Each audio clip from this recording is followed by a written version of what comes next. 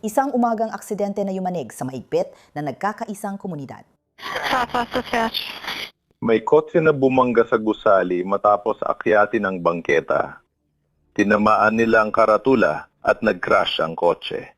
Dalawang magkaibigan ang namatay sa insidenteng unang inakalang aksidente. Hindi ko inakalang ito ang madadatnan namin pagdating namin doon. Habang sinusuri ng mga investigador ang ebidensya, lumalabas ang nakakatakot na katotohanan. Paano kung hindi ito aksidente? Walang duda na labis ang takot ng dalawang tao sa loob ng sasakyan na yon. Ihahatid namin ang buong kwento ng kaso ni Mackenzie Sharilla sa bagong episode ng Female Criminals. Ako si Elizabeth Milner.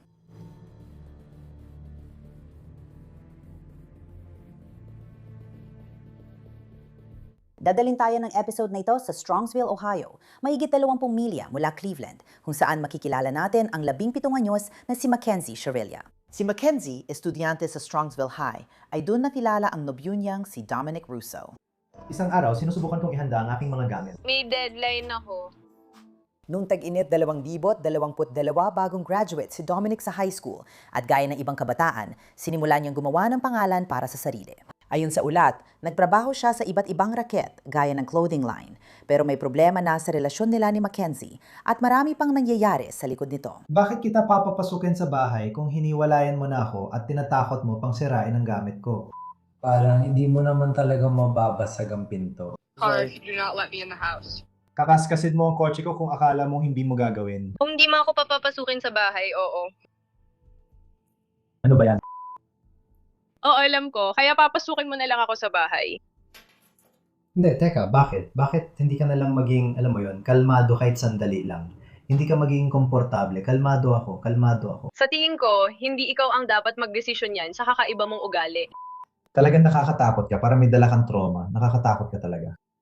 Para gasgasan ang kotse ko at kung ano-ano pa, bakit siya nananakot? So, ang muling pagkakataon mo nang buksan ng pinto, alis na ako at gagawin ko ang sinabi ko. Si Mackenzie ay mainit din ang ulo. Ang relasyon niya kay Dominic ay ilang taon ng paulit-ulit na hiwalayan at balikan. Kenzie, hindi ko mabuksan ang pinto, hindi ko kaya makipagtalo. Kailangan nating maghapunan at tisitahin ng mga lolo't lola ko, hindi ko kaya. Hindi mo binubuksan ng pinto, sinasabi ko sa iyo yan ngayon pa lang. At pagkatapos, anong mangyayari? Anong gusto mong sabihin? Sinabi ko na sa iyo kung anong nangyari. Hindi ka sasama sa hapunan. Hindi ka pupunta sa hapunan. Anong ibig mong sabihin? Alam mo eksakto kung anong ibig ko sabihin. Hindi mo alam eksakto kung anong ibig ko sabihin. Bubuksan mo ang pintong ito ngayon din or magkakaproblema tayo ng malala.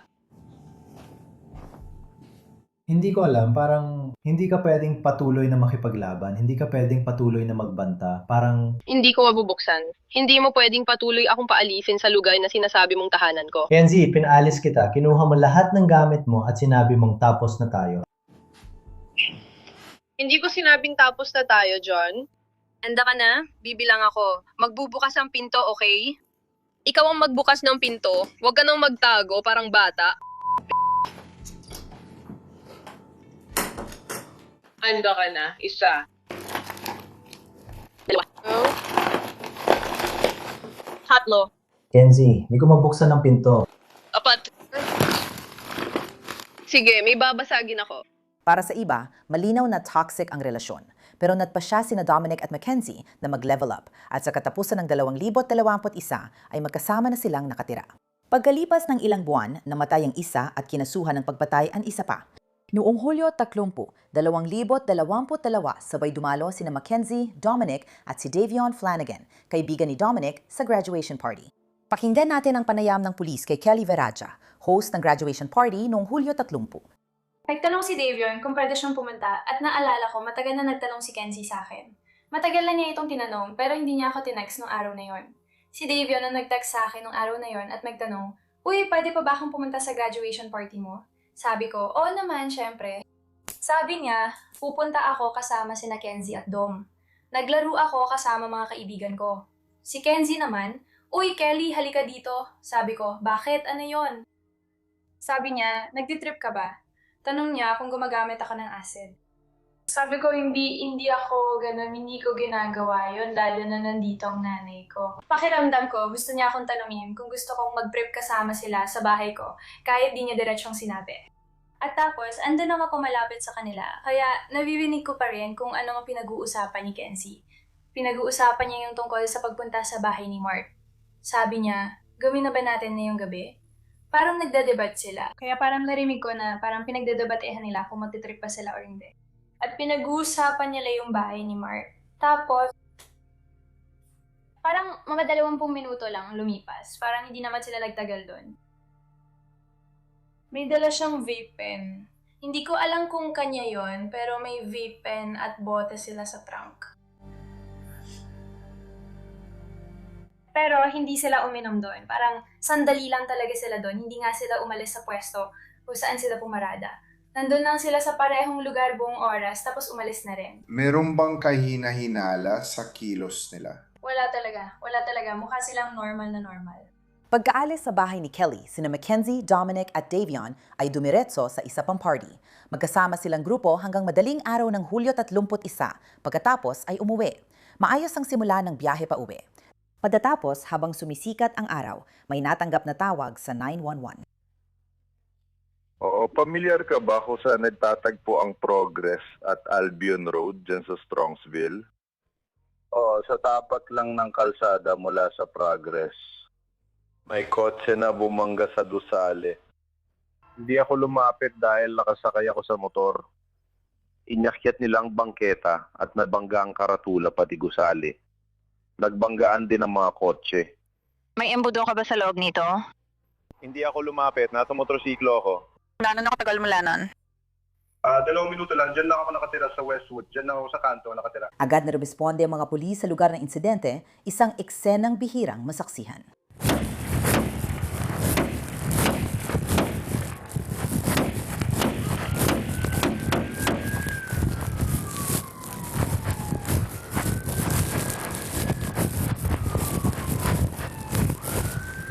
Radio, may hindi bababa sa 2 sakay dito sa loob. Walang gumagalaw.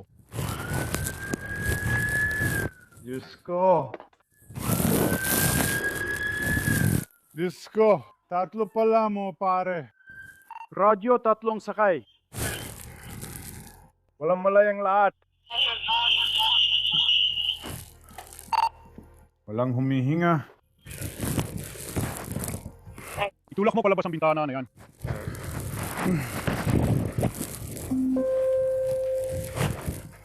Beguhan.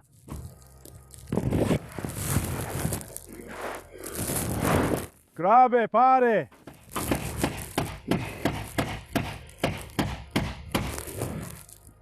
Sino ang nakarinig ng boses ko? Mga driver. Radio, ang driver ay humihinga, ngunit walang malay. Masama to mga pare. Buhay pa siya. Kailangan natin siyang mailabas. Sige, iabot mo ang kamay pataas at buksan ang pinto na to. Sabi ng Strongsville PD, si Mackenzie na 17 taong gulang ang nagmamaneho. Ang 2 pasahero niya ay sina Dominic at Davion. Si Dominic ay nasa passenger seat at si Davion ay nakaupo sa likod. Humihinga. Uy, Swedge!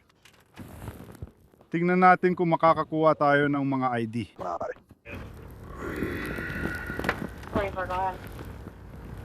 Magkaba silang mas bata? Hindi ko para sa ibang mga Oh, lahat sila ay medyo bata pa. Kung mahahanap mo ako, hanapin mo agad ang email address ng gobyerno. Wala akong nararamdaman. Parang hindi ito peke. Humihinga siya. Nakita ko ang tiyan niya. May ekspresyon siya. Oo, tama. May 2 tayong nawala. Oo.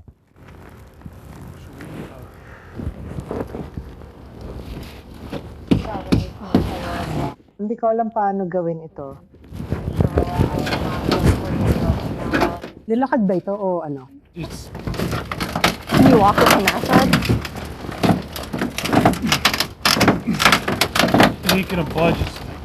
Look on the frame. Let's go around see if we can... Ay, sandali. Siguro pwede nating hilahin sila mula sa harap.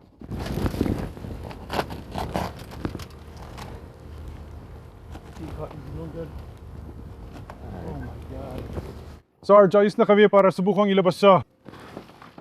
Ay pare, hindi ko alam kung kaya ako. Hintayin mo na lang dumating ang grupo dito.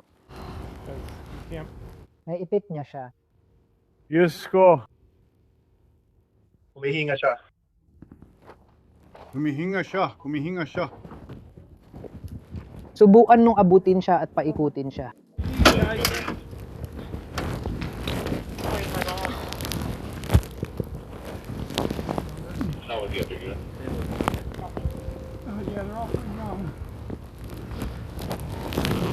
Titingnan ko kung pwede na tayong umalis. Wala akong nararamdaman. Wala akong makapangpulso sa lalaking ito. Wala akong makapangpulso sa taong ito, guys. Meron tayong 2 defibrillator na nakakabit.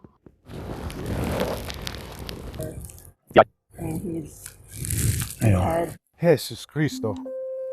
Yan ang pinakamasama na nakita ko. baka lasing siya or wala sa sarili o hindi taga rito. Masyado siyang mabilis at hindi niya alam kung saan nagtatapos ang kalsada. Kasi sa totoo lang, parang luminis pa sila sa kalsada dun sa itaas. Oo, luminis na sila. Kaya parang, sige. Kaya yon. Maaring dumiretso sila mula sa kabila. Oo, siguro. Pero ang ibig kong sabihin, sila, alam mo yon, kung binangga mo ng ganun kalakas ang isang gusali, hindi ko lang talaga maisip na lahat ng mga tao na nagtatrabaho dito, na nandito buong gabi, walang nakarinig. Napakatumpak ng klase ng serye. Oo, sige. Pero grabe naman yon. Sa tingin ko, medyo mainit-init pa siya kapag hinawakan. Kaya, Pero parang ganun pa rin.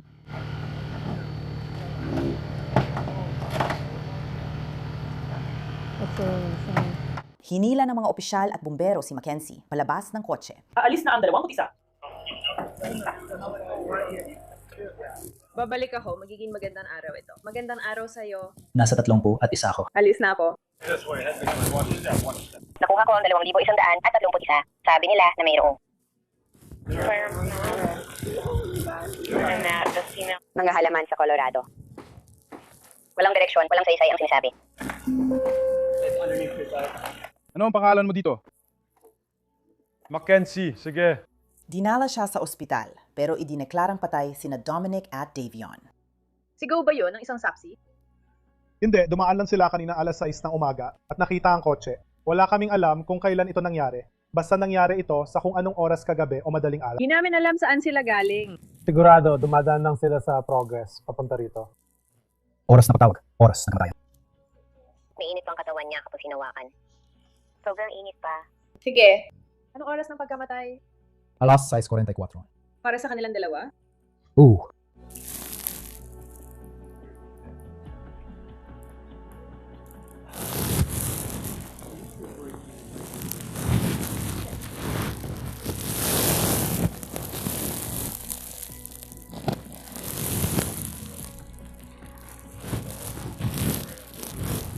Makikita sa body cam ng pulis ang lawak ng pinsala sa nakamamatay na aksidente. Habang tinitingnan nila ang mga nasira, may nadiskubre pa ang mga pulis. Kailangan ko ng kabut at timbangan para sa seguridad ng kotse ko. Sige.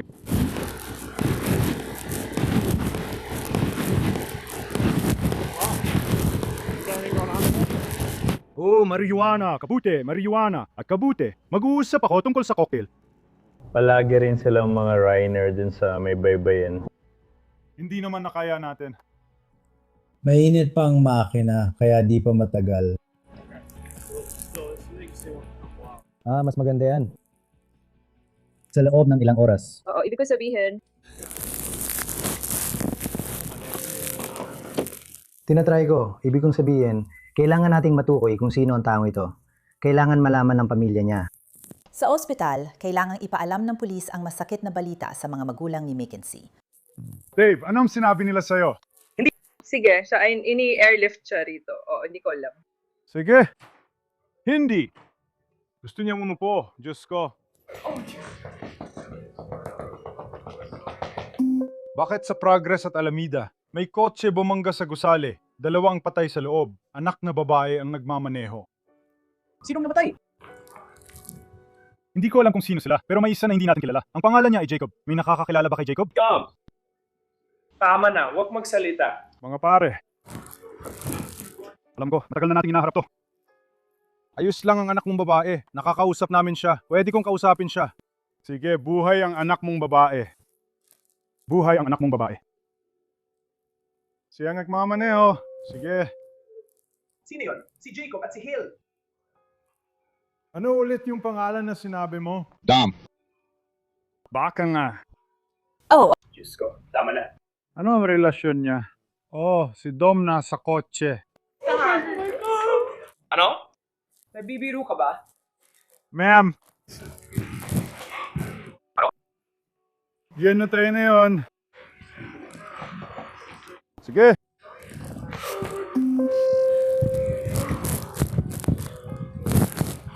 Ano, sinabi niya? Ngayon na mismo. Tuloy ang investigasyon. Mahalaga ang bilis. Kaya yung mga gamot niya. Diyos ko. Ayon sa mga mahal niya sa buhay, labis na lulungkot si Mackenzie sa pagkamatay ni na Dominic at Davion. Noong Agosto 7, 2022, nag-post ang pamilya ni Mackenzie sa online obituary. Mahal ka niya, mahal ka namin, mahal ka ng pamilya ko, habang buhay kang nasa puso namin. Ilang linggo lang ang lumipas. Noong Agosto 24, si Mackenzie mismo ang nag-post nito sa obituary ni Dominic. Miss na miss kita, Nug. Pakiramdam ko, papasok ka pa rin sa pintuan. Miss ko na ang tawa at perpekto mong iiti. Nararamdaman ko ang presensya mo araw-araw. Sana kasama rin kita. Diyos ko, ikaw pa talaga. Napakaganda ng buhay na naghihintay sa'yo. Sana nasabi ko pa lahat sa'yo. Hintayin mo ako, pakiusap. Habang akala ng iba na siya'y nagpapagaling at nagluluksa, nag-post si Mackenzie ng ilang video sa kanyang TikTok. Hindi talaga ako cool. Isa lang akong babaeng marunong gumamit ng maraming droga nang hindi namamatay.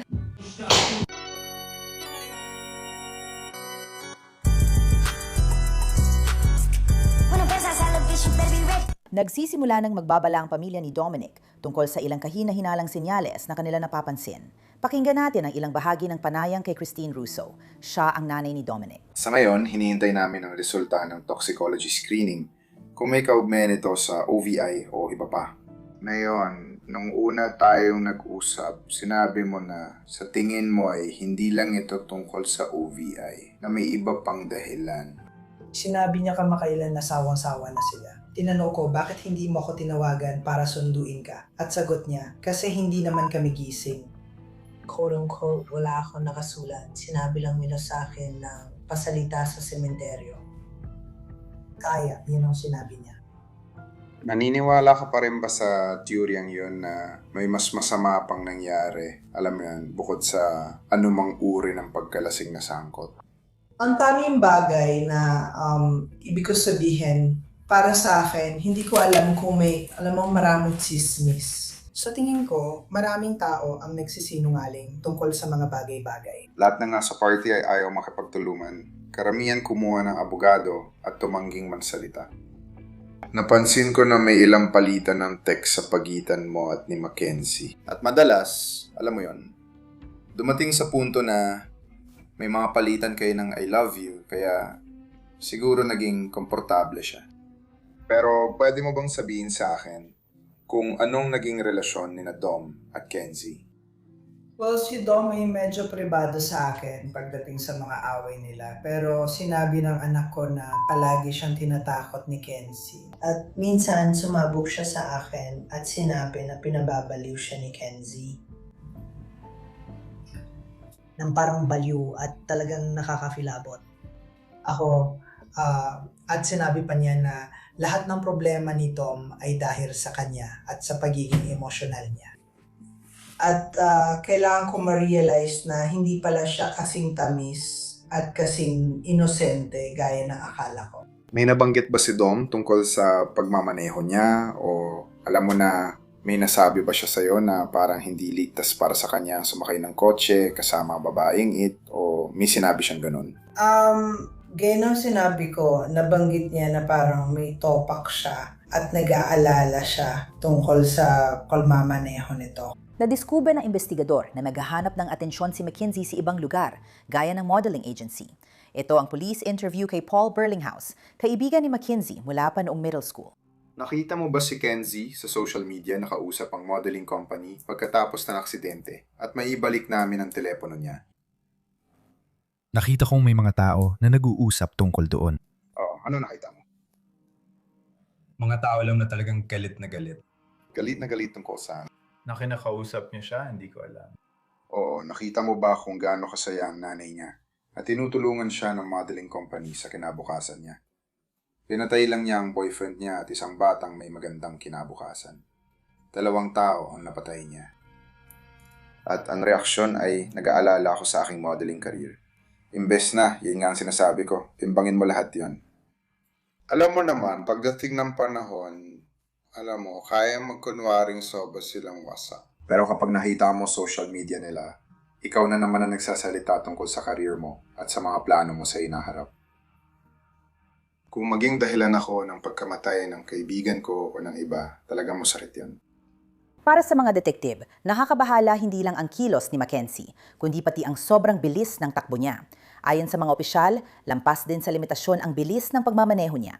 Nagmamaneho siya ng hindi bababa sa 100 milya bawat oras. Napag-alaman ng mga opisyal na may THC sa dugo ng dalagita nang mangyari ang aksidente. Ayon sa mga kaibigan ni Davion, kilala si Mackenzie na madalas magrulyo ng marijuana. Tinawag siyang Baby Kush. Bakit dahil lang ba sa naninigarilyo siya? Maraming damo at may mga litrato pa siya sa Instagram pero sigurado akong tinanggal na niya ngayon. Turn cars, smoking weed. Oo, meron kami nun. Ayon sa mga tao at manilapit niyang kaibigan na palagi raw nag-aaway sina Kenzie at Dom noon. Okay, at palagi siyang may road rage. Naalala ko na may nagsabi sa akin na iniwan niya si Dom sa highway dahil nag-away sila. Kaya kilala talaga siya bilang babae nung high school at matapos nito. At ang mga problema niya, nagwala siya sa kalsada at minsan pinababa pa niya siya sa highway. Talagang pinabaliw niya siya at hindi lang natin alam kung paano niya hinarap ito. Noong Nobyembre 2, 2022 buwan matapos ang aksidente at hindi pa matagal mula nang ma-discharge si Mackenzie sa ospital, inaresto siya ng pulis, hindi dahil sa pagmamaneho ng lasing. Nasaan siya? Nandun lang sa likod, pare. Ay, Mackenzie, lumabas ka muna. Ako si Detective Jezu, nag-imbestiga sa aksidente. Inaaresto kita sa 2 bilang na aggravated murder. Walang magtatanong sa'yo ng kahit ano, walang mambubulabog sa'yo. Pwede ko ba makuha ang susi mo, pakiusap? Pwede mo bang dahan-dahan tanggalin ito para hindi mabasal bago isuot? Sige, sige. Salamat. Sige.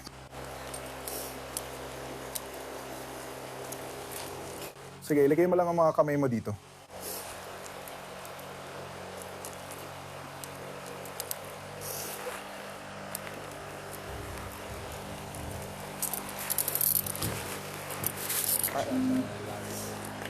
Dito sa sasakyan ng pulis na ito. Sa totoo lang, siya ang naglabas sa kanya mula sa kotse at hindi kami. Meron ka pa bang hindi ko nahanap? Magandang araw. Magandang araw.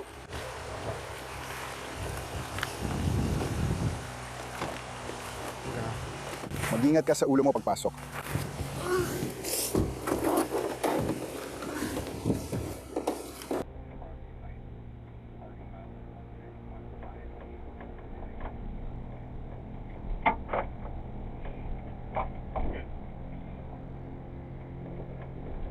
Kakalabas lang nitong 2025 ang mga tagpon kuha sa body cam at sa loob ng squad car. Kaya talagang nakikita natin ang bigat ng buong kasong ito na bumagsak kay Mackenzie na noon ay 18 taong gulang at malamang hindi niya inakala na mapupunta siya sa ganitong sitwasyon.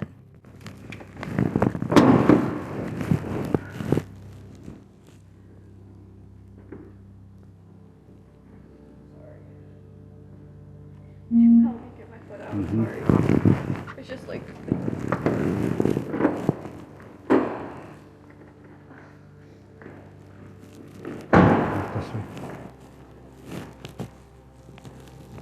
Same right by the black mat.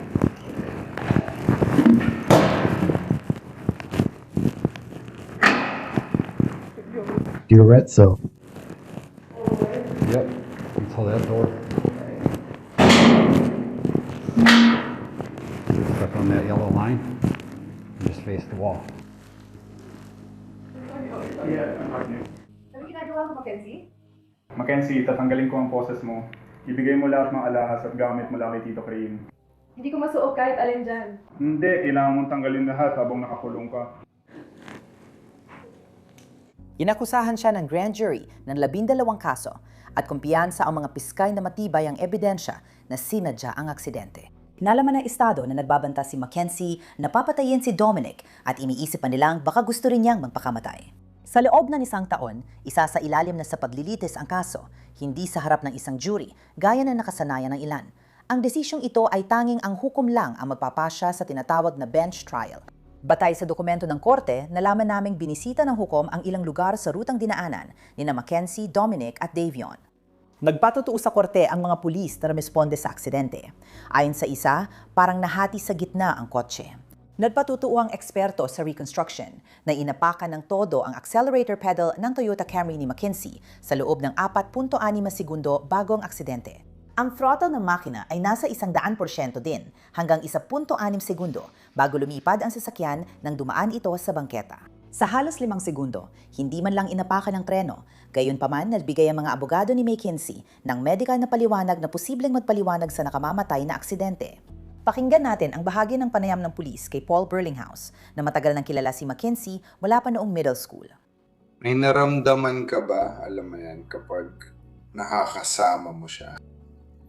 Natakot siya sa isang bagay. Meron ba siyang, alam mo yon, mga issue sa pag-iisip tulad ng depresyon? Alam mo, nabanggit niya na, alam mo yon, galit siya sa buhay. May POTS disorder. Tingin ko yun ang tawag doon, yung bigla kang nawawalan ng malay. Alam ko na yun ang sinasabi ng nanay niya. Kailan nagsalita si Nanay Dom tungkol doon? Nang bidisita ko siya sa ospital. Kaya pagkatapos nun? Ilang beses. Nakipag-usap ka kay Kenza mula nung aksidente? Isang beses ko lang siya nakita. Ikaw, isang beses mo rin siya nakita. Oo. Kumusta siya? Hindi siya masaya sa ospital. Napansin ko nung 2 beses ko siyang dinalaw na parang wala siyang pakialam na napatay niya ang nobyo at isa pang lalaki. Pareho kayo nung naramdaman. Nang pumasok ako, wasak siya. Sobrang lungkot niya at hindi siya tumigil kakakwento tungkol doon. Parang yun lang ang gusto niyang pag-usapan. Habang inilatag sa paglilitis ang teoryang posibleng ang POTS niya ay naging sanhi ng banggaan, tumestigo ang investigador mula Ohio Bureau of Motor Vehicles. Hindi binanggit ni Mackenzie ang kondisyong iyon nang mag-apply siya ng pansamantalang lisensya noong 2022 ilang buwan matapos ang aksidente bago namatay sina Dominic at Davion. Pinili ni Mackenzie na huwag tumestigo para sa sariling depensa, gaya ng karapatan ng bawat nasasakdal. Tungkol sa hatol ng hukom, guilty sa lahat ng sakdal.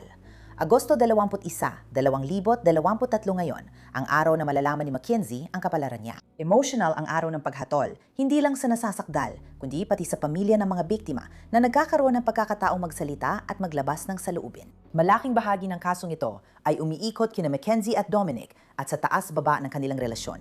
Ngunit may isa pang naging biktima ni Mackenzie. Ang anak kong si Davion ay lagi at mananatiling higit pa sa tawag nilang cargo. Napakahalaga niya. Isa siyang kahangahangang tao na may pusong ginto. Ibinigay niya sa mundo ang pinakanais niya para sa sarili. Pagmamahal. Ang uri ng pagmamahal na magiligtas sa isang kaibigan kahit 10 oras ng gabi, walang tanong-tanong. Pagmamahal na napoprotekta at gumagalang sa iba. Madali siyang nagkakaroon ng mga kaibigan dahil sa kanyang nakakahawang niitit. Mahusay siyang atleta at balak mag-aral sa barber school para magbukas ng sariling shop. Ang anak ko ay walang isang grupo ng mga kaibigan, kundi kaibigan siya ng lahat. Gagawin niya ang lahat para ipakita ang pagmamahal at kabaitan, pati sa mga madalas isantabi ng lipunan. Ang mga kapuspalad may hamon sa pag-unlad, nasasaktan at di pinahahalagahan. Tiniyak ni Davion na ang bawat taong nakasalubong niya ay alam na tunay niya silang nakikita, pinahahalagahan at karapat-dapat sa kanyang oras. Si Devion at ang aking mga anak ay dumanas na ng higit pa sa nararapat na pighati, pagsubok at pagkawala. Inampon si Devion at ang kanyang mga kapatid na babae mula sa foster care. Magkakapatid sila sa dugo. Ikinararana namin na mapili o napili na maging mga magulang nila. Napakahirap para sa akin ang pagpanaw ni Davion Markel Flanagan. Pinagdaanan namin ang lahat ng bagay ng magkasama simula pa nung unang araw. Si Davion ay nakatatandang kapatid ko at ng nakababata kong kapatid na si Dahlia. Sabay-sabay kaming naampon ng 2012. Pagkamatay ni Davion, bumalik ang maraming trauma at lumang sakit sa buhay ko. Kaya nahirapan ako maghilom mula sa traumatic na pangyayaring ito. Si Damon ay hindi lang kuya ko, kundi waran din sa maraming paraan. Siya ang pinaka-pinagkakatiwalaan ko dahil pinaramdam niyang ligtas ako. Tinuro niya sa akin ang kahalagahan ng bawat sandali at pag-enjoy sa buhay. Matitingkad ang mga alaala namin, pero sa pagkawala niya, ko nakita ang tunay na halaga ng buhay. Parang hindi ako makausad. Bigyan mo si Mackenzie ng pinakamahabang sentensya. 3 taon ko na siyang kilala at lagi niyang pinipili ang madali. Hindi nagatubili ang pamilya ni Dominic Russo magsalita tungkol kay Mackenzie. Walang sino man ang may gustong ituring itong pamamaslang o parusahan si Mackenzie Shirila para sa aksidenteng ito. Pero hindi ito isang aksidente sa sasakyan. Pinatunayan ng ebidensya at agham na pinatay ni Mackenzie Shirila ang anak ko, si Dominic, pati na rin si Davion. Walang dayaan sa kasong ito, gaya ng gustong ipahayag ng mga Shirila. Napapasalamat ako sa Strongsville Police Department at Estado ng Ohio sa pagtuklas ng katotohanan sa aksidenteng ito. Dahil sa kanila, alam na natin ang nangyari sa loob ng kotse niyon noong araw na yon. Ang hindi natin alam ay kung bakit. Sana kaya akong baguhin ito araw-araw. Nawala ko ang 3 kong anak sa aksidenteng yon. Walang ni isang minutong lumilipas na hindi ko naiisip ang anak ko at si Davion. Wasak na habang buhay ang puso ko. May opsyon si Mackenzie Shirla. Wala namang pagpipilian sina Dom at Davion.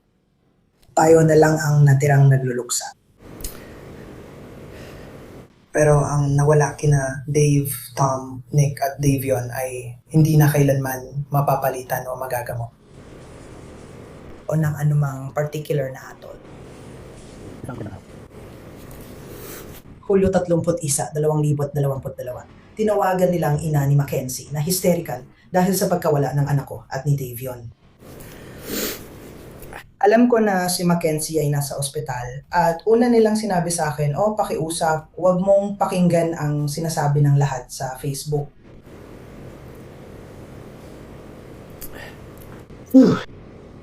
Patay na ang anak kong lalaki. Patay na ang kaibigan niya.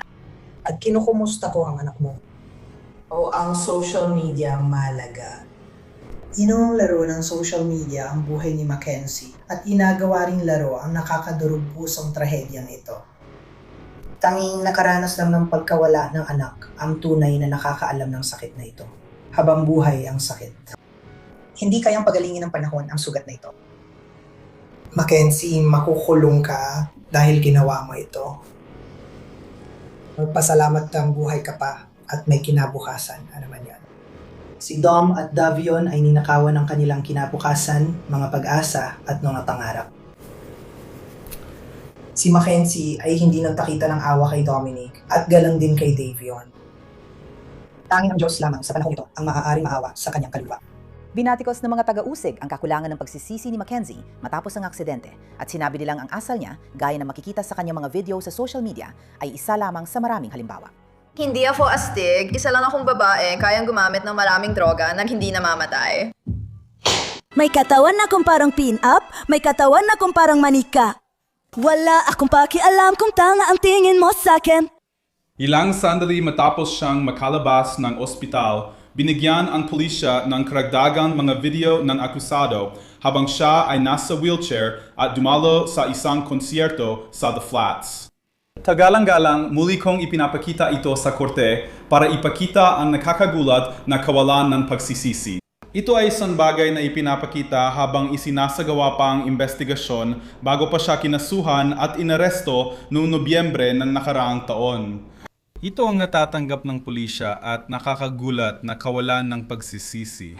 Kasama pa ang katotohanang naiulat na nagmamaneho ng sasakyan ng akusado ilang sandali matapos ang insidenteng ito at nakita siyang muli sa Strongsville na nagmamaneho ng kotse. Kahit sinabi ng ina sa testimonya na minsan siyang nahihilo dahil sa kondisyon at kailangan uminom ng mga tableta ng asin. O sa kabila ng katotohanan na ang kanyang ina na ang nagbigay sa kanya ng sasakyan na ginamit niya upang kitilin ang buhay ni na Dominic at Davian. Wes, nais ko lang magpatuloy para sa buko. Maraming salamat.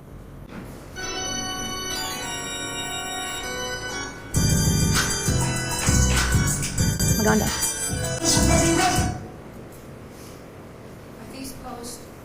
Nung Halloween ng nakaraang taon na to, pagkatapos ng aksidente at bago siya kinasuhan noong Nobyembre, Nakiusap si Natalie sa korte na maawa sa anak niyang si Mackenzie. Kagalang-galang na hukom, ito po ay isang napakasamang aksidente na wala siyang maalala at hindi na niya kailanman makakabawi mula rito, emosyonal man o pisikal. Halos namatay din siya. Hiling namin na huwag gawing magkakasunod ang mga sentensya dahil pamilya kami at nagmamahalan. Noong umaga ng aksidente, tumawag siya. May tumawag na may aksidente sa sasakyan. Kaya pumunta kami sa ospital. Hindi ko pa alam kung sino ang sakay ng kotse. Hindi pa kumpirmado ang mga pangalan. Ang gusto ko nang umiyak sa sobrang miss at pagmamahal namin sa kanya. Humihingi ako ng kaluwagan dahil aksidenteng trahedya ito na hindi niya matandaan. Si Davion, bago pa lang naming kaibigan at hindi namin siya kilala, humihingi rin ako ng paumanhin. Hindi. Diyos ko, hindi talaga. Mahal nilang isa't isa at araw-araw silang magkasama. Ano mo, ibig ko sabihin, hindi ko naman siya masyadong kilala. May problema ako kay Gina Onsho. Ano po? Hindi ba't problema rin na nagtitiwala sila sa isa't isa? Hindi ba't bahagi iyon ng Hindi yun naging problema. Maganda yon. isang magandang araw? Kahanga-hanga. Naintindihan ko kung paano ito tingnan. Sinabi kong trahedyang aksidente yon. Hindi niya iyon gagawin. Kailangan natin alamin ito. Naintindihan ko. Dumating ang oras para magsalita si Mackenzie bago ang kanyang sentensya. Sa edad na 19, pinigas niya ang kanyang pahayag habang pinipigilan ang luha. Ang mga pamilya, Nina Dom at Davian. Patawad po talaga. Sana balang araw makita ninyong hindi ko sinadya ito at hindi ko hahayaang mangyari. Sana maalala ko ang nangyari. Pasensya na, sobrang sakit nito.